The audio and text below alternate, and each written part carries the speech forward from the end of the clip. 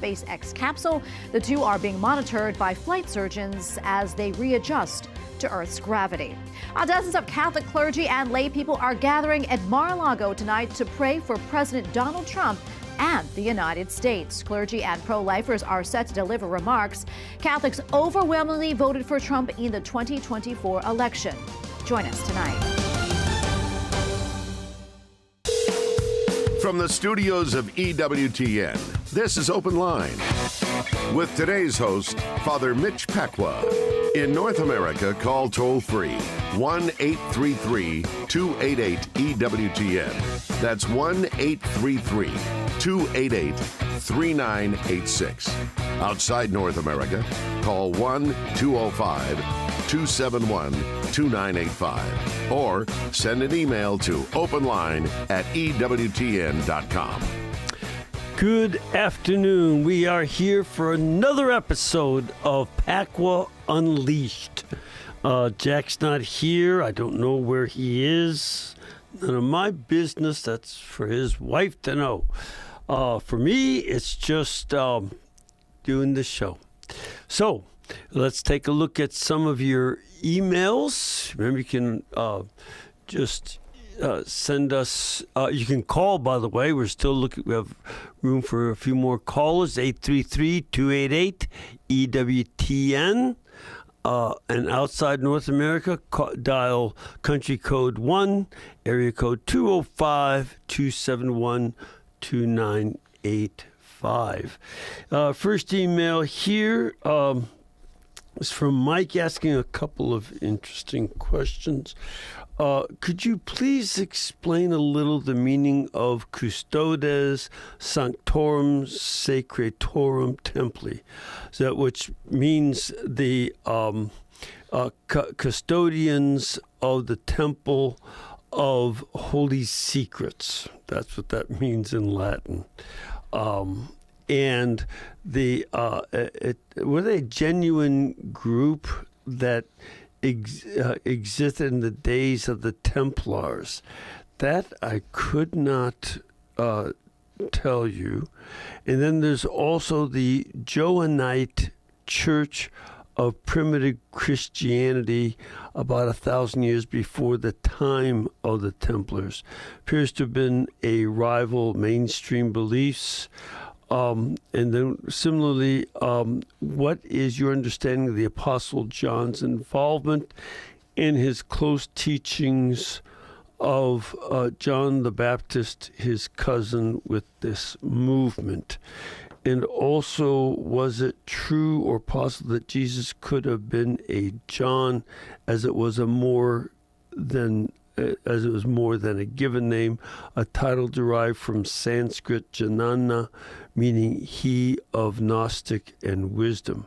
Thank you. I'm not a Catholic, but extremely interested, and go to a Catholic service every Sunday in Malta. Mike, a couple of things. First of all, you first of all, somebody had, I don't know where you got this, I suspect somebody has asserted to you that the Sanskrit word janana, meaning he of Gnostic and wisdom, or probably he of gnosis and wisdom, because Gnostic is an adjectival form, and that doesn't make good sense in the sentence. You probably would mean the noun form, gnosis, which means knowledge and wisdom. And I don't know Sanskrit. I can't confirm or deny the meaning of that word. However, whoever told you that John is a title derived from Sanskrit is making that up. I don't know if they know Sanskrit. The Hebrew and Aramaic languages from which the name John comes are not in the same language family. Sanskrit is within the Indo-European language system, has its roots in Iran, earlier Persia. It is not a Semitic language. Okay, it's not. And the word John in Hebrew and Aramaic form of it is Yohanan. Yohanna in Aramaic. It means the Lord is gracious. It's not a title. Somebody, again, is making that all up. And it's just a name that means the Lord is gracious. So next, that you say that Apostle John's involvement in his close teachings of his cousin John the Baptist. Where did you get the idea that John the Baptist and John the Apostle were cousins? There's no indication of their relationship at all.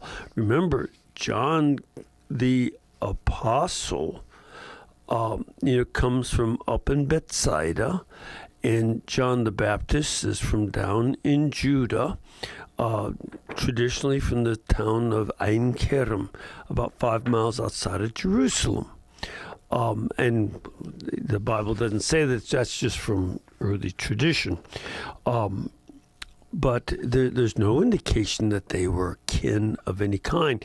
If anything, John the Apostle of Bethsaida, brother of James and their father Zebedee, he would have been a disciple of John the Baptist. That, I think, is very plausible. Kinfolk, again, somebody is making that up. The Johannite Church of Primitive Christianity, I've never heard of that. I don't know where they're getting it. Now, there were very early groups that split off from the church. And there is a group that claims to be disciples of John the Baptist.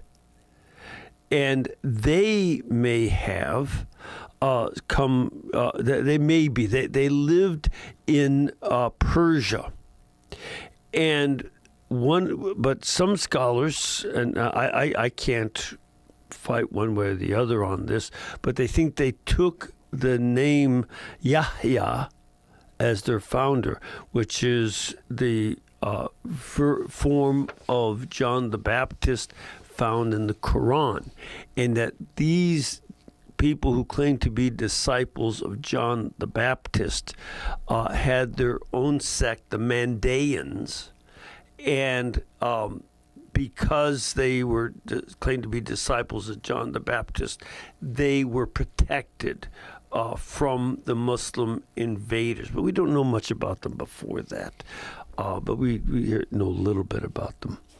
And as far as I don't think that I don't know that, again, I've never heard of the Custodes Sanctorum Sanctorum Templi. The fascination with the Knights Templar developed especially in the Masonic lodges in the late 1700s.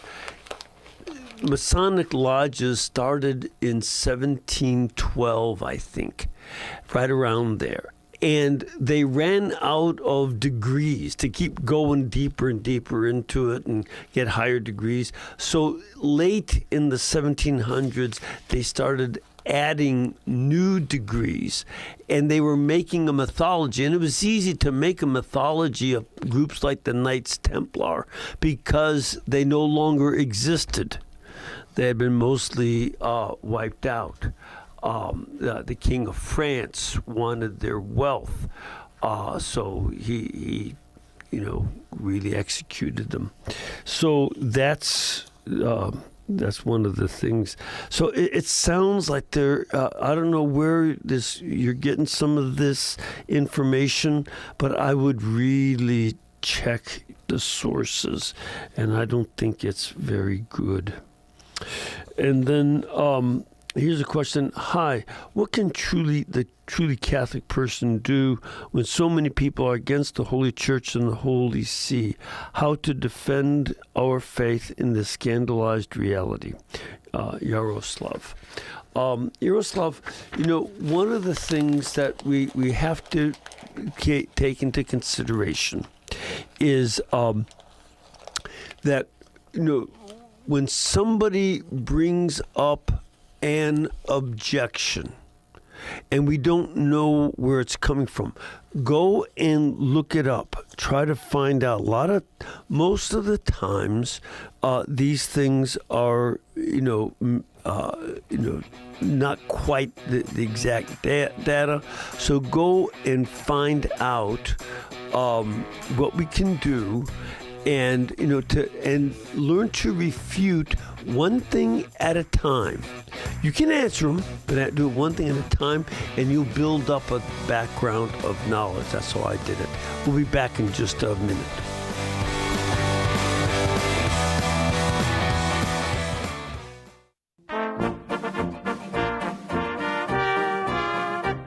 Have you ever heard someone say, I accept some of the things the church teaches, but I could never embrace the entire creed because there are some things in it that I just don't have any use for?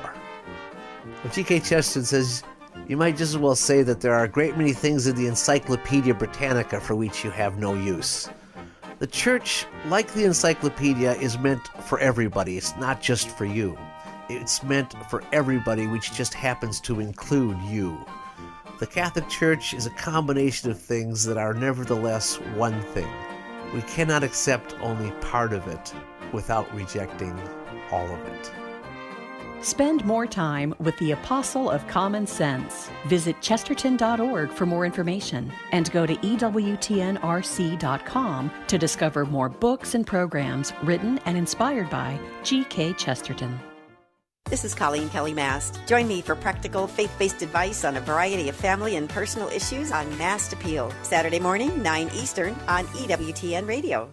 EWTN podcasts are available on Audible. Weekday shows from the Sunrise Morning Show through Ave Maria in the afternoon are there, plus the latest weekend programming. You can find it all on the Audible app today. Helping build strong Catholic families. This is EWTN Radio.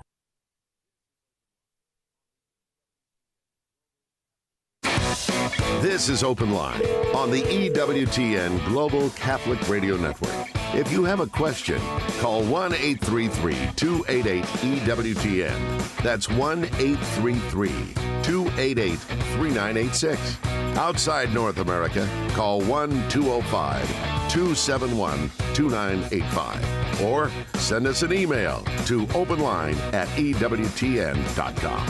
Okay, our lines are full right now. Before we get to those, just want to mention that there's a new book from EWTN Publishing called Forgiving as Unity with Christ, A Journey for Healing Resentment and Relationships. This helps people to go from alienation to forgiveness and possibly reconciliation with exercise that will also help bring you much closer to Jesus Christ in the process, and that is all a good thing. Let us now go over to Joe, who is in Las Vegas, Nevada. Joe, what can we do for you? Joe, are you there? Where'd he go? What'd you do with him? I think we have to try somebody else. Yeah, let's go to another. I think Joe got tired of waiting there. Who's next? What's that? Should we go to Laura? Let's try Laura. All right, let's try Laura in Fort Worth in the Republic of Texas. Laura, what can we do for you?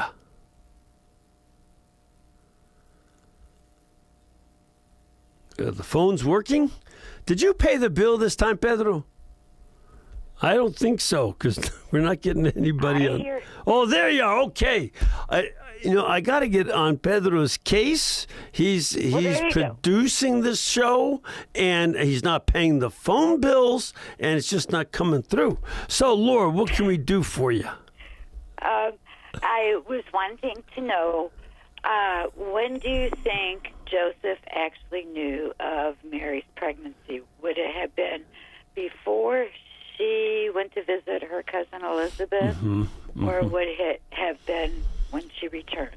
Right. Great question. First of all, we're dealing with events from two different Gospels, Luke and Matthew. In St. Matthew's Gospel, St. Joseph didn't know, and he was going to divorce Our Lady quietly, while in St. Luke, we see that she goes to visit her kinswoman, Elizabeth, who's also 6 months with child, though Our Lady didn't know that, but she goes because she believes what the angel said to her. Now, I would say this. St. Luke mentions that she immediately went very quickly to the hill country after the Annunciation. And that, I've never been a physical dad, but knowing plenty of people who, have become pregnant, including my mom when I was 13 and my sister and many other people, when a woman gets pregnant, she doesn't show right away, does she? You can't tell. And that takes a while before she gets what some people call a baby bump. And I would believe that since she left right away to go to see her kinswoman Elizabeth and stays there 3 months, just about until the time of the birth of John the Baptist. That's how we know about what happened at the birth of John the Baptist. That would be Our Lady's report. Then it would be after her return from visiting Elizabeth and Zechariah that Joseph would find out. So it'd be sometime after the visitation. Does that make sense to you, Laura? Well, absolutely. That's kind of what I was thinking. But I wasn't, real sure, and I thought, well. No. I think that's the most sensible thing. She was there 3 months, and as St. Luke said, and it'd be upon her return that she would find that out. Okay?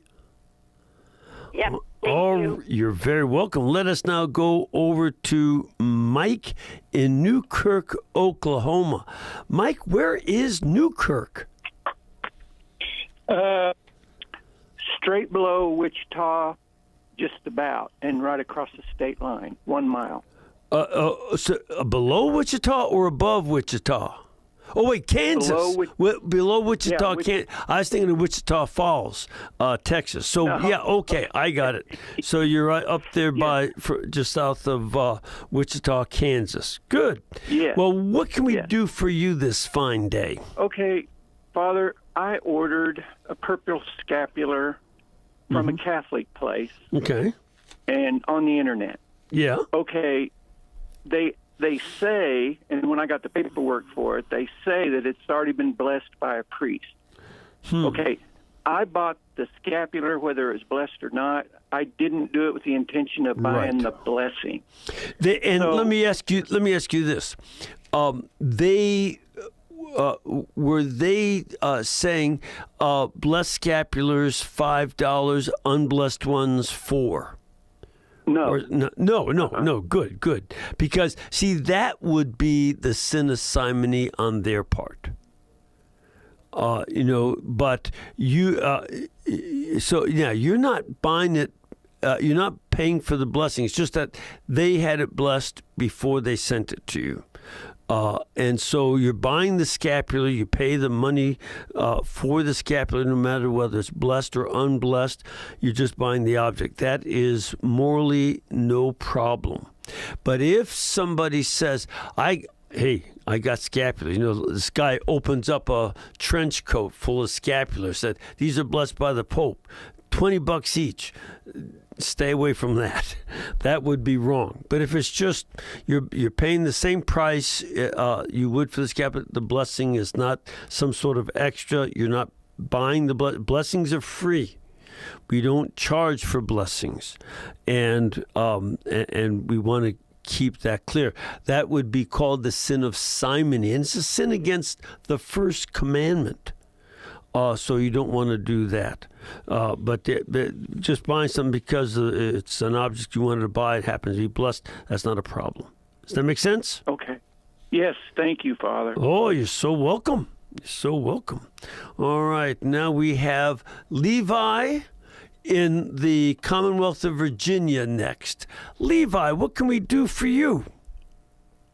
First of all, peace be with you, Father. And with you, too. What's up today? Well, Father, I don't know. Okay. All right, if I can get the words out. Okay. Sometimes when we look to the future, whether that be for the church in general, our own personal Christian lives, or just, kind of for anyone, it can be very difficult to kind of see where things are going. And obviously the thing is there that we must, trust that God is in control of everything.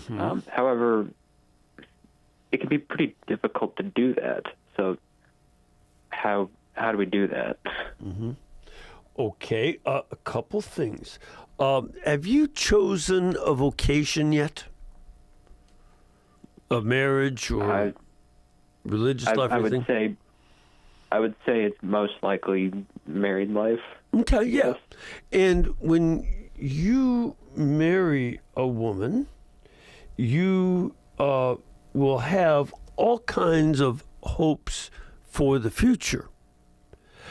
And matter of fact, one of the exercises I frequently give young couples is I ask them to start thinking about, where do you want to live in 5 years? What about your 10-year plan, your 20 and 25-year plan? I mean, as your family grows, are you thinking of just getting an apartment at the outset and then later on a house?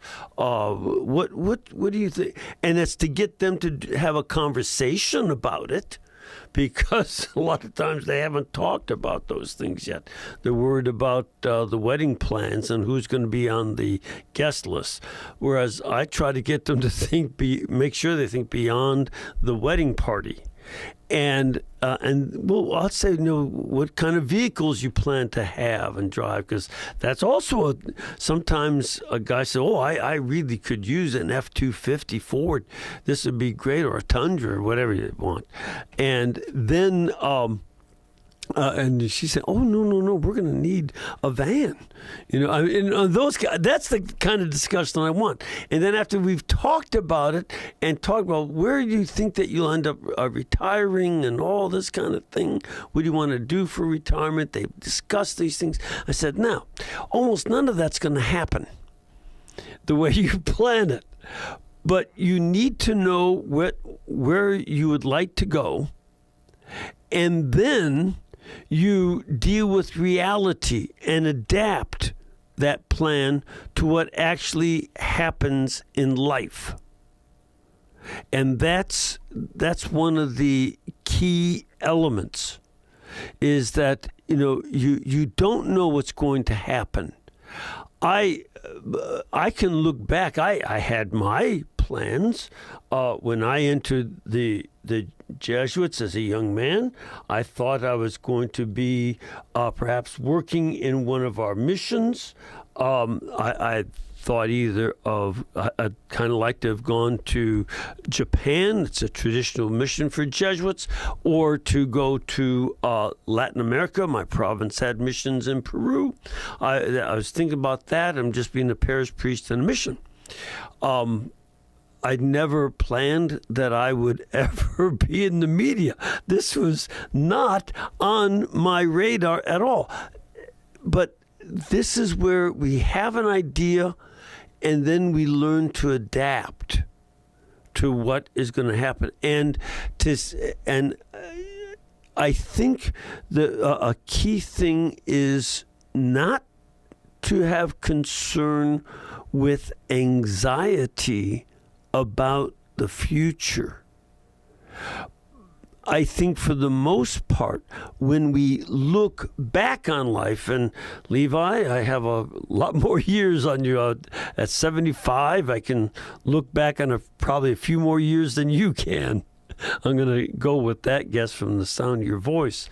And I'm amazed at how my life has gone, but it's not what I planned, but that's okay. And it doesn't mean that everything went just smoothly and just swimmingly well. You cope with the mess that happens too, because there are bad people and bad events. But you cope with it, and you look back and say, I can't believe how good God was in all this. That's been my experience. We'll be back in just a minute.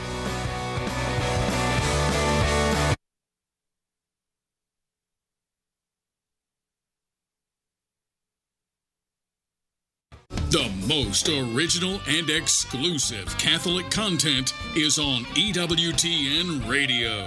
You know, we talk story with each of our very unique guests for the whole hour, so that you can go deep with us as you yourself pursue your own story of heroic virtue, and as you pursue intimacy with God.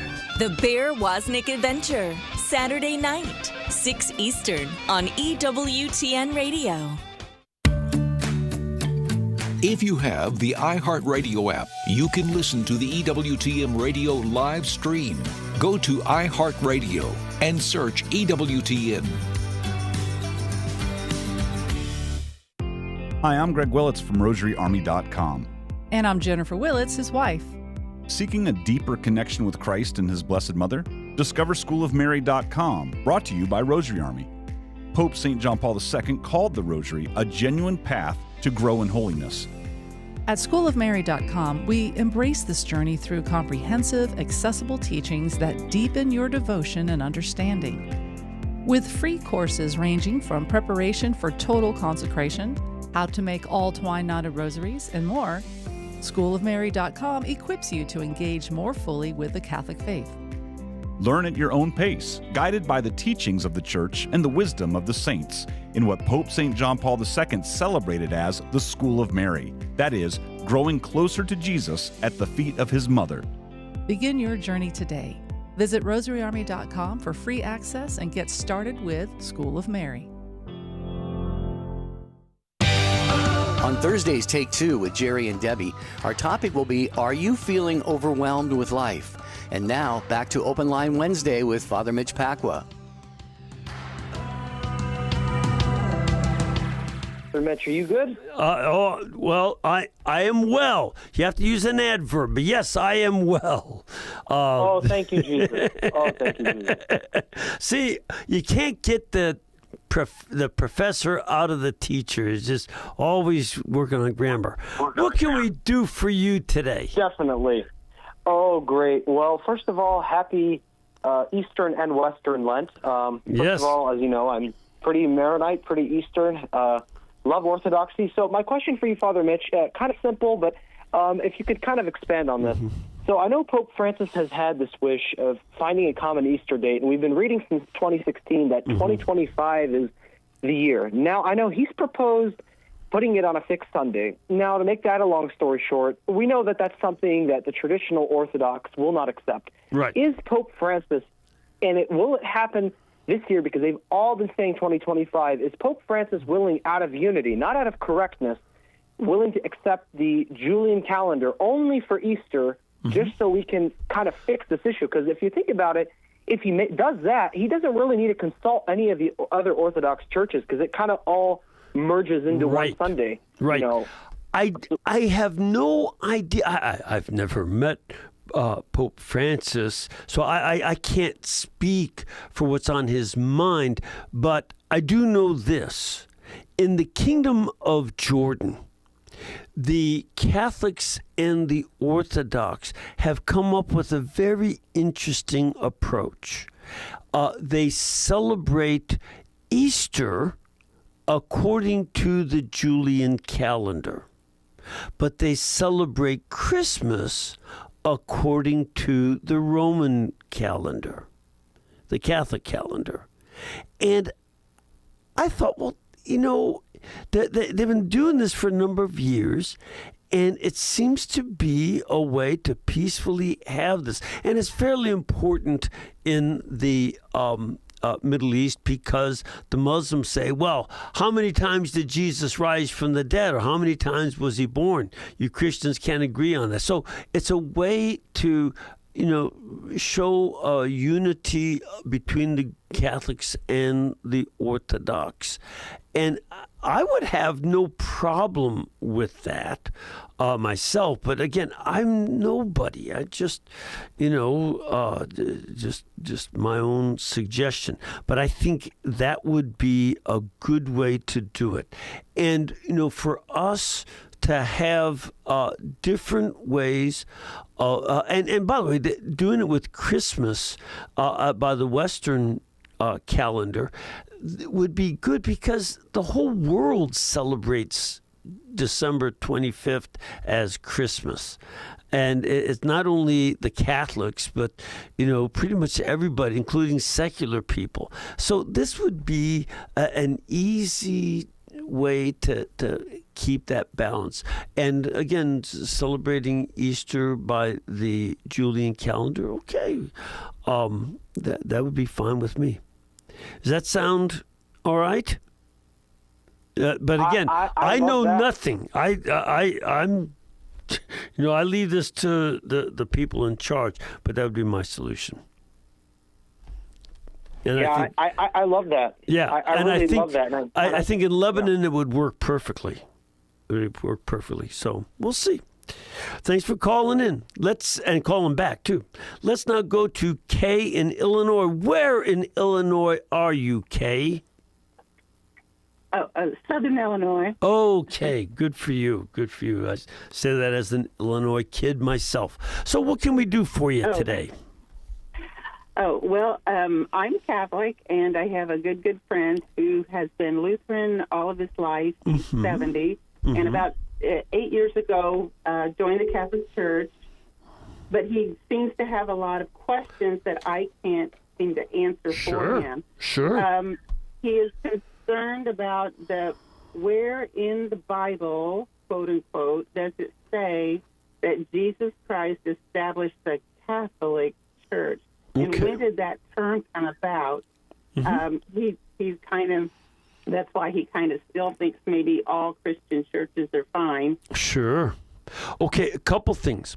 The word Catholic, Catholicos, is first used, the first use of it is outside the Bible in 107 A.D.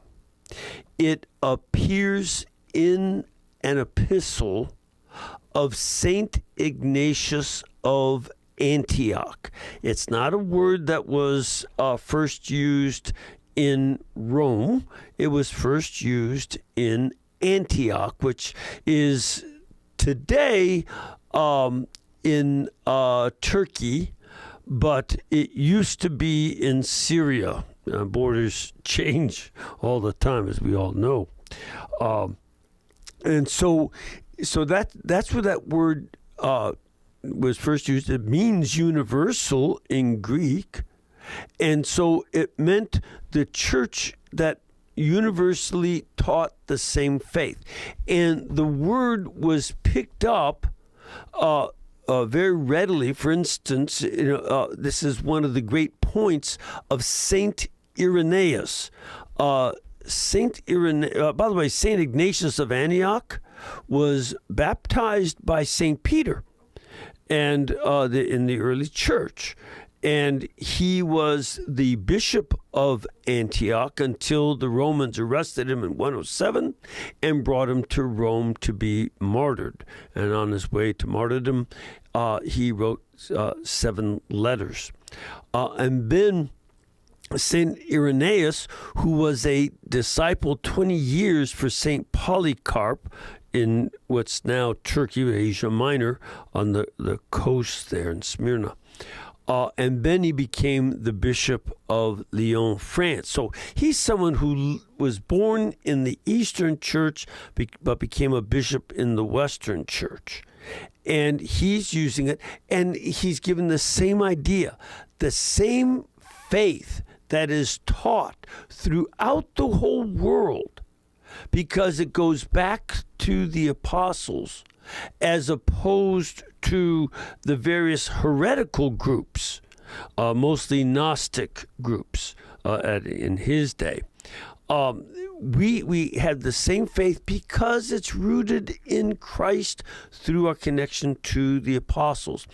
And that's why you notice how we say in the creed, we believe in one holy, Catholic, and apostolic church, right? Those are the 4 notes of the church. It's the one church, and it is Catholic. It's holy and is a source of holiness, and it's apostolic. That means it goes back to the apostles. So, as your friend would know if he's a Lutheran, the various Protestant churches broke off from the Catholic Church. When you see something branch off, you go to the original you trace yourself back to that original from which it broke off, and that's the Catholic Church. So even though the name Catholic is not in the New Testament, we see in Matthew chapter 16 that our Lord says in Matthew 16 verse 18, "You are Peter, and on this rock I will build my church." He doesn't say my churches, does he? He says my church. Christ intended to form one church, and that is repeated in John 17 when he prays, "Father, may they be one as you and I are one." Unity in the church is modeled on the Blessed Trinity. This is, the teaching of the New Testament. The use of the word Catholic, that's something that comes later. Does that help? Yes, very much so. So the word Catholic was just kind of a word attached.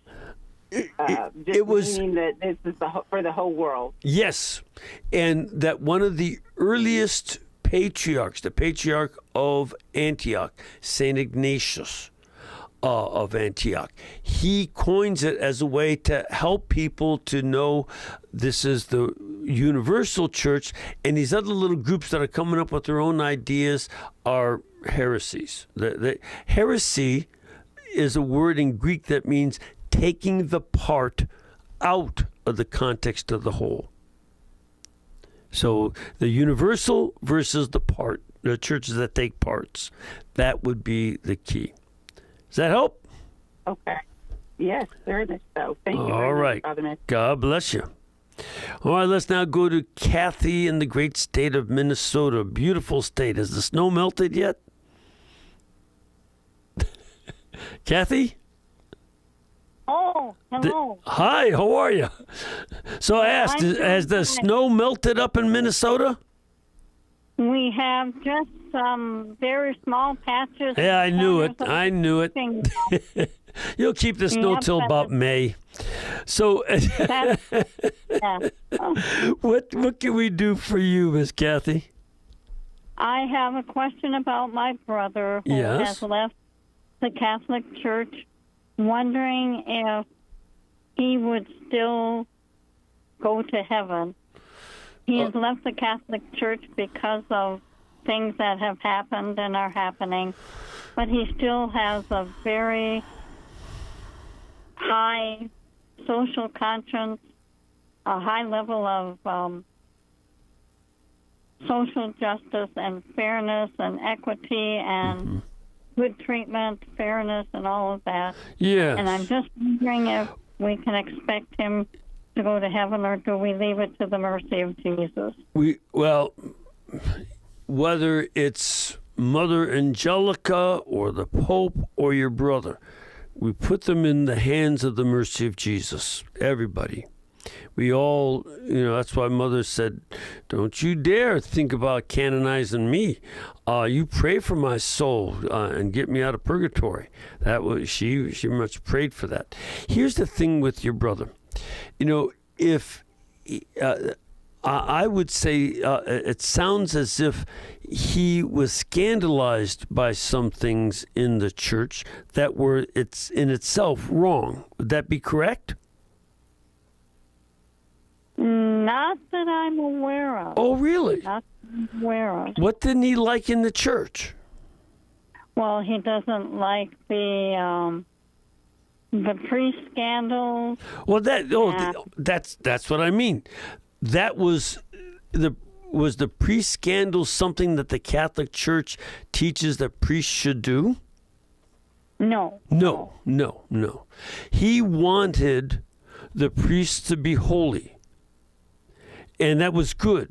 But the problem is, I didn't like that either. Hopefully nobody liked it. The only people that would like it would be themselves terrible scoundrels. There's nothing to like about this scandal.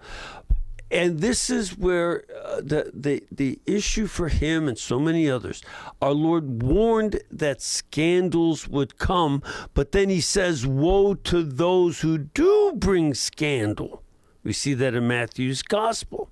So he shouldn't like the scandals, but the answer is not to leave, but it's to do what we can do to fight against it. That's the key. Now, this would be something I would just put him in the mercy of God. He rejected things that were bad, but he threw out the baby with the bathwater, and you don't want to do that. That would be the thing that would be the problem. But we put him into God's hands, and we keep him in our prayers. And I'll do the same, okay? So just... Thank you. Absolutely. Amen. Absolutely. All right, now let us go over to Pat in Mesquite, Texas. Pat, you get over to the rodeo there in Mesquite? Yes. Good. I love rodeo myself. What can we do for you? I was wondering, there was a couple things, but one is there a book on the history of the Bible? Yes, there is. And I believe it is the Cambridge, as in Cambridge University, History of the Bible. It's a 2-volume work. You can find it at libraries.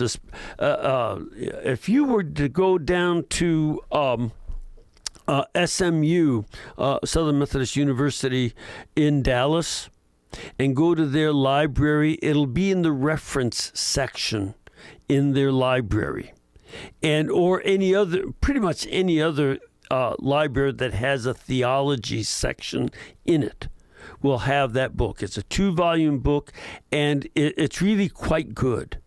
It's really quite good. I don't know. I never bought it. It's kind of expensive. But maybe there's somebody selling it cheap online. But that would be a very, very good, well-researched book.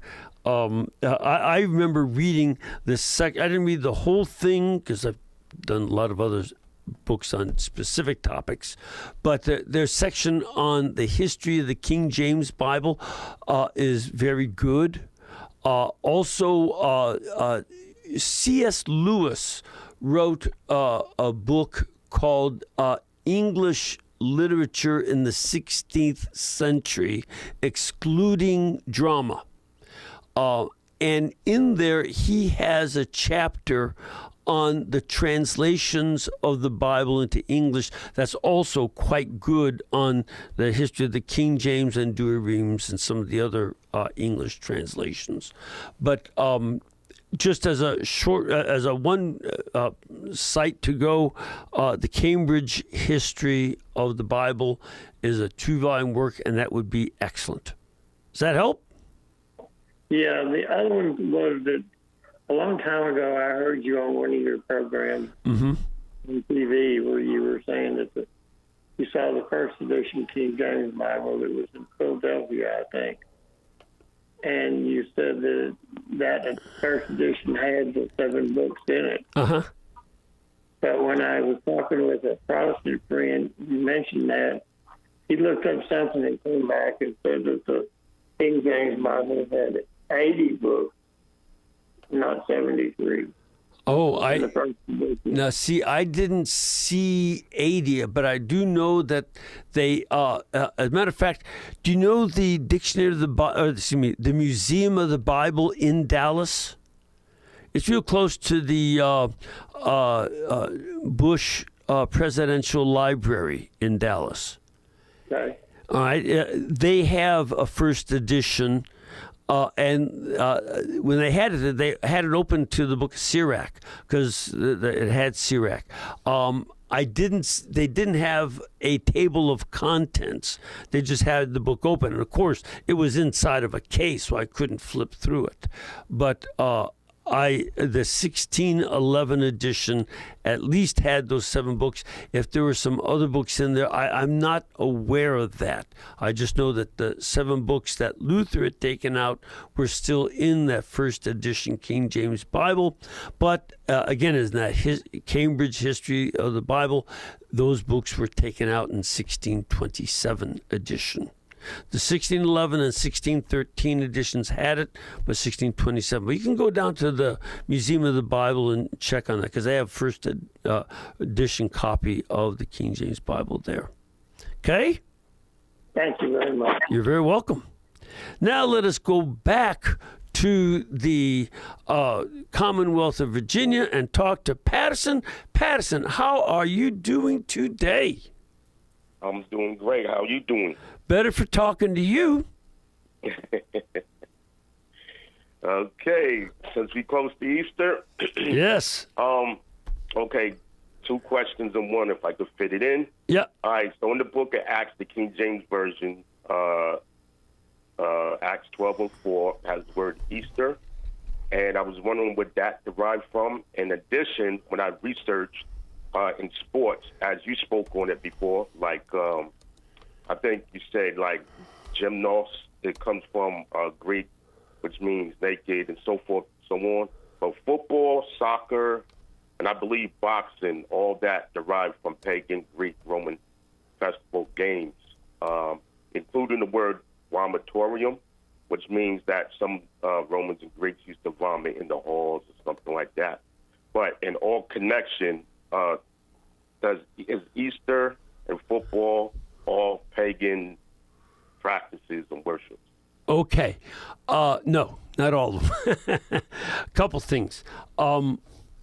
In the King James Bible, your Acts 12:4, the word Easter is used there, but it is translating the Greek word Pascha. Pascha is the Greek word for Passover. But it also is used by the Eastern Christians and many other European Christians as the word for Easter. That's why they translated it as Easter. But it's Pascha, which is, again, the word for Easter in the East, because it's the word that's used there. And Easter is an English word.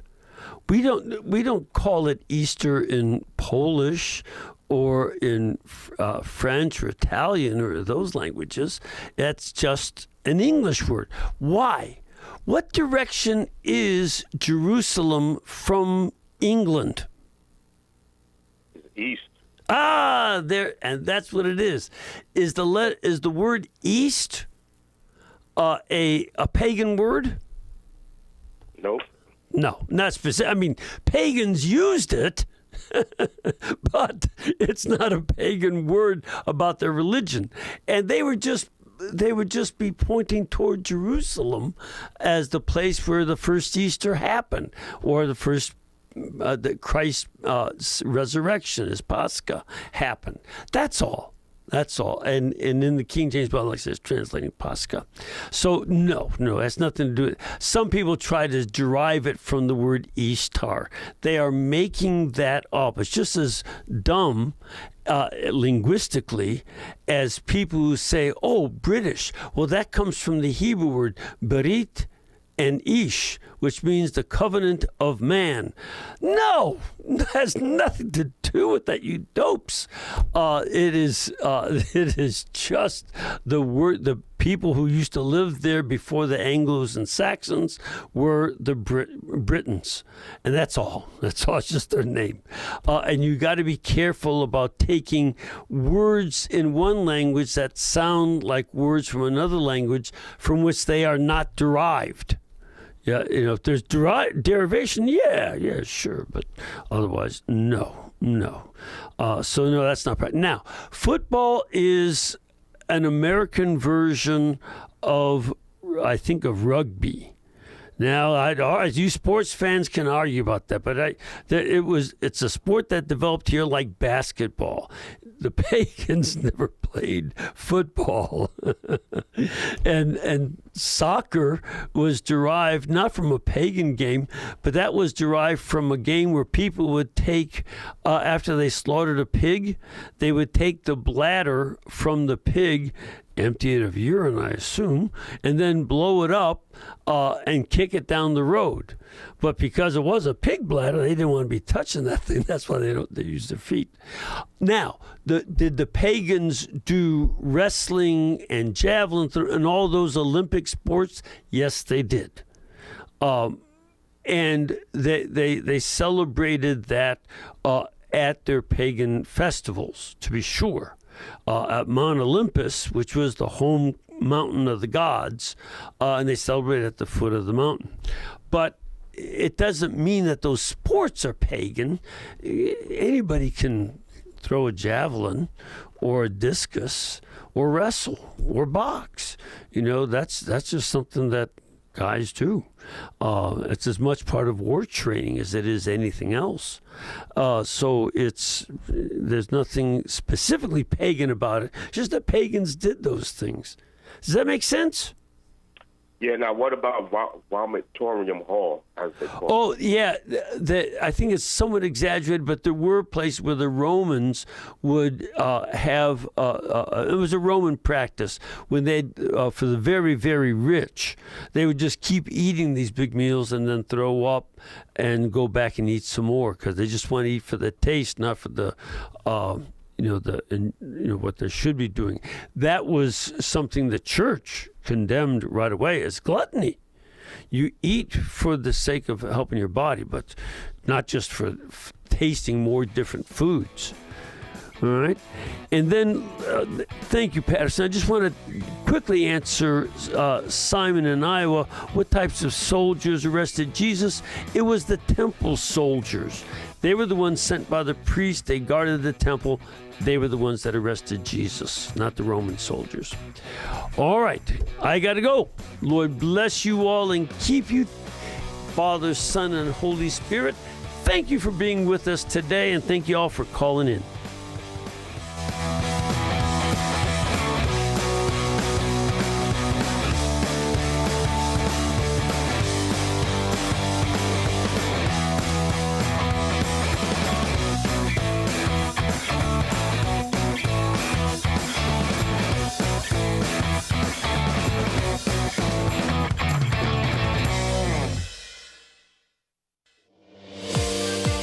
Ave Maria in the Afternoon with Dr. Marcus Peter, an engaging take on the church, culture, and current events. Hi, I'm Marcus Peter. Tune in weekdays from 5 to 6 p.m. Eastern as we examine the world around us, past and